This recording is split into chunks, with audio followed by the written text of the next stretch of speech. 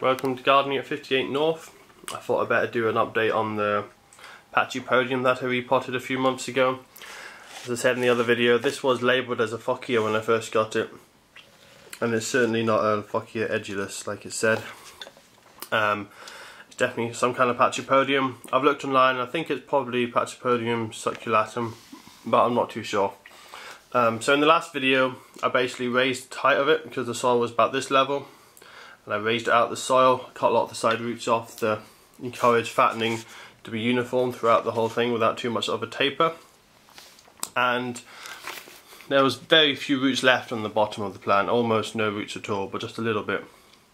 But as it had such a big fat succulent base, I thought, you know, it can probably handle it, and it did. It's done quite well. It did lose most of the lower leaves down to about this height here, but it still had quite a good set of leaves still on it. In the last few weeks it's lost about 4 more leaves, so it's only got, what have we got there, about 6 leaves left.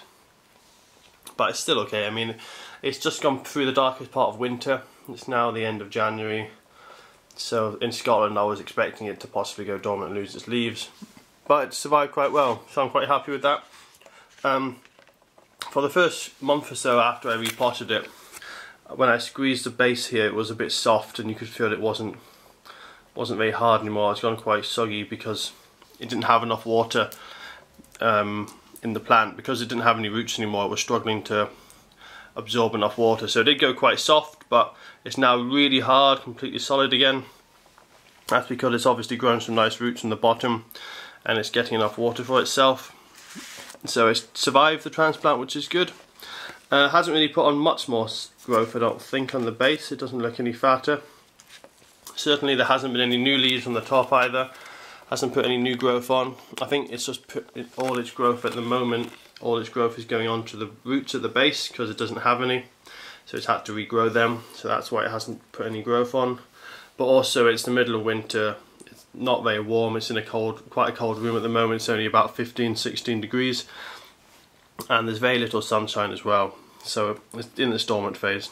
So I've had it quite dry, haven't watered it much at all, but it's done well. As soon as it starts putting on new growth, I'll start watering it more and give it quite a weak feed to begin with and see how it does with that. Probably just baby bio.